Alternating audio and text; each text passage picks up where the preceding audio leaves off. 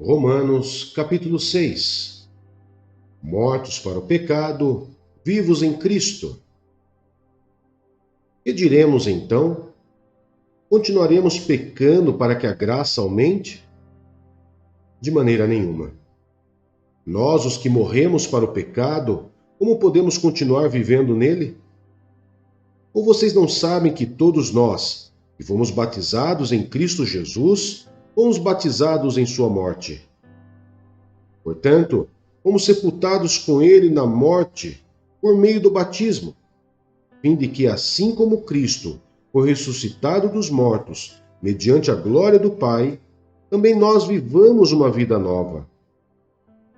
Se dessa forma fomos unidos a ele, na semelhança de sua morte, certamente o seremos também na semelhança da sua ressurreição.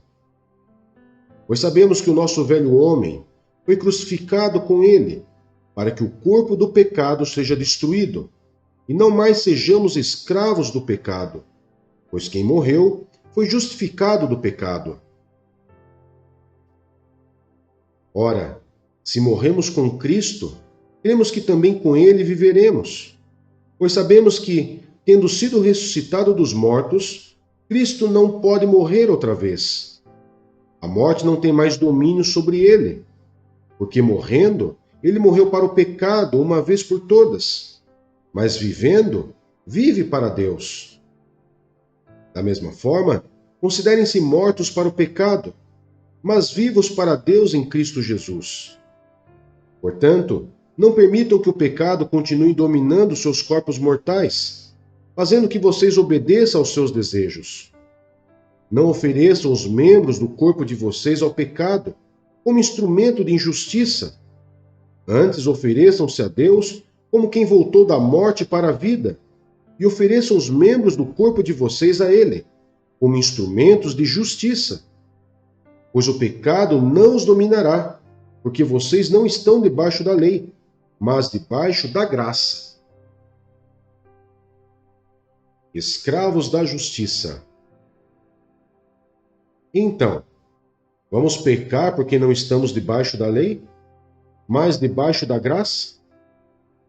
De maneira nenhuma.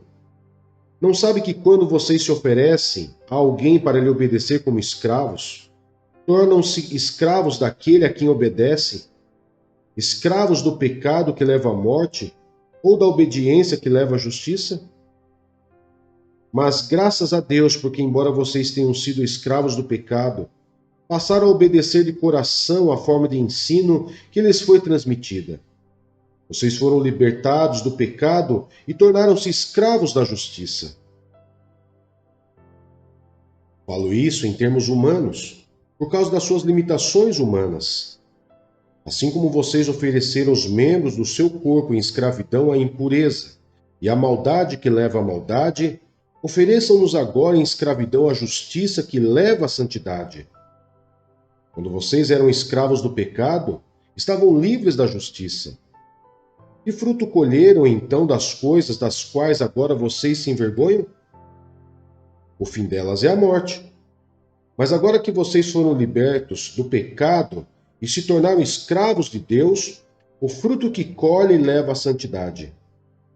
E o seu fim é a vida eterna. Pois o salário do pecado é a morte, mas o dom gratuito de Deus é a vida eterna em Cristo Jesus, nosso Senhor.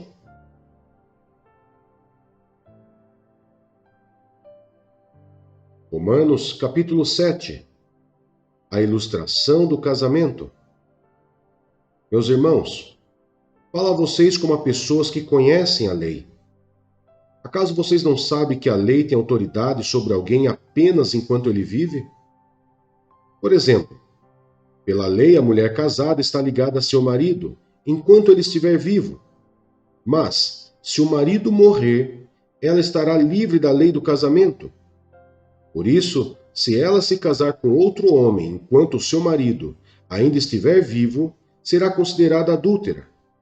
Mas se o marido morrer, ela estará livre daquela lei, e mesmo que venha se casar com outro homem, não será adúltera.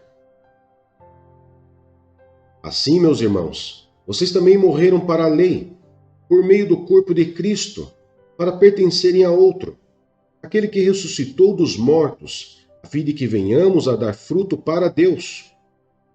Pois quando éramos controlados pela carne, as paixões pecaminosas despertadas pela lei atuavam em nosso corpo, de forma que dávamos fruto para a morte.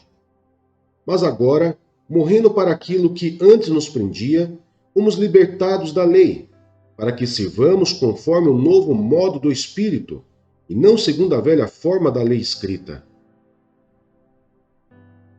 A luta contra o pecado. Que diremos então? A lei é pecado? De maneira nenhuma. De fato, eu não saberia o que é pecado a não ser por meio da lei. Pois na realidade eu não saberia o que é cobiça, se a lei não dissesse, não cobiçarás. Mas o pecado, aproveitando a oportunidade dada pelo mandamento, produziu em mim todo tipo de desejo cobiçoso. Pois sem a lei, o pecado está morto. Antes eu vivia sem a lei, mas quando o mandamento veio, o pecado reviveu, e eu morri. Descobri que o próprio mandamento, destinado a produzir vida, na verdade produziu morte, pois o pecado, aproveitando a oportunidade dada pelo mandamento, enganou-me e por meio do mandamento me matou. De fato, a lei é santa, e o mandamento é santo, justo e bom. E então, o que é bom se tornou em morte para mim? De maneira nenhuma. Mas para que o pecado se mostrasse como pecado, ele produziu morte em mim por meio do que era bom, de modo que por meio do mandamento ele se mostrasse extremamente pecaminoso. Sabemos que a lei é espiritual. Eu, contudo, não sou, pois fui vendido como escravo ao pecado. Não entendo o que faço, pois não faço o que desejo, mas o que odeio. E se faço o que não desejo, admito que a lei é boa. Neste caso, não sou mais eu quem o faz, mas o pecado que habita em mim. Sei que nada de bom habita em mim, isto é, em minha carne. Porque tenho desejo de fazer o que é bom, mas não consigo realizá-lo. Pois o que faço não é o bem que desejo, mas o mal que não quero fazer, esse eu continuo fazendo. Ora, se faço o que não quero, já não sou eu quem o faz, mas o pecado que habita em mim. Assim, encontro esta lei que atua em mim. Quando quero fazer o bem, o mal está junto a mim. No íntimo do meu ser, tenho prazer na lei de Deus, mas vejo outra lei atuando nos membros do meu corpo, guerreando contra a lei da minha mente, tornando-me prisioneiro da lei do pecado que atua em meus membros. Miserável homem que eu sou, quem me libertará do corpo sujeito a esta morte? Graças a Deus, por Jesus Cristo nosso Senhor, de modo que com a mente eu próprio sou escravo da lei de Deus, mas com a carne da lei do pecado.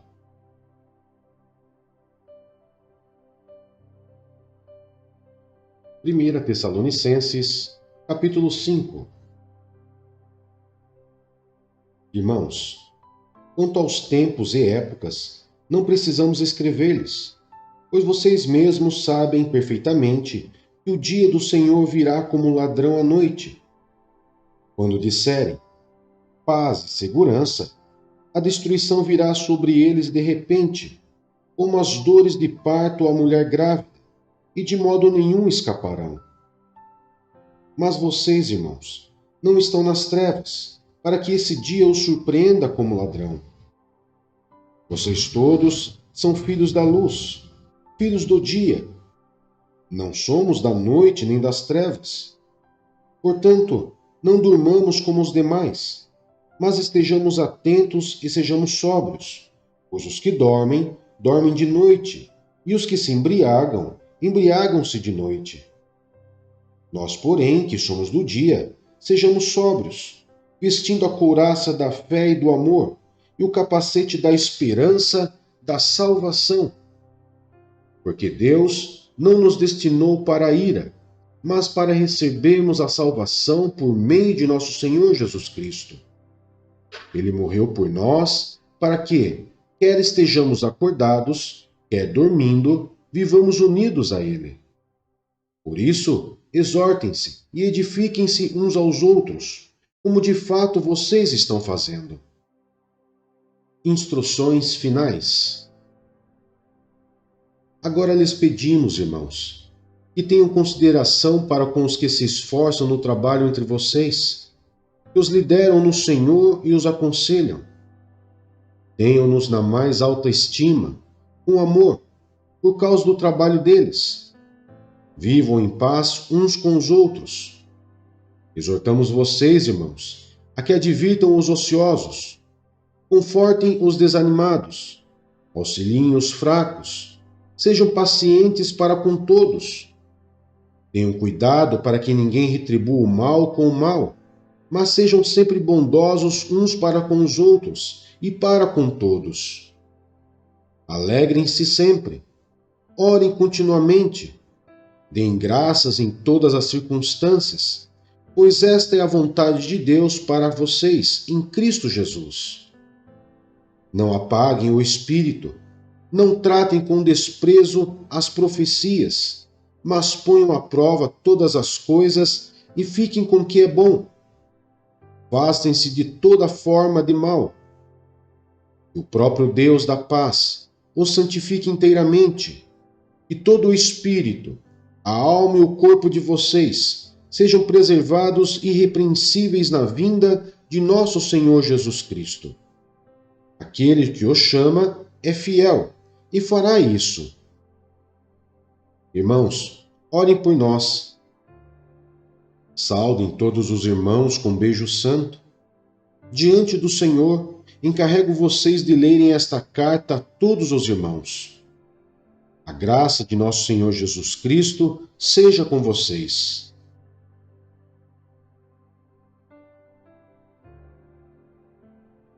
Segunda Tessalonicenses, capítulo 1. Paulo, Silvano e Timóteo, a igreja dos Tessalonicenses, em Deus nosso Pai e nosso Senhor Jesus Cristo.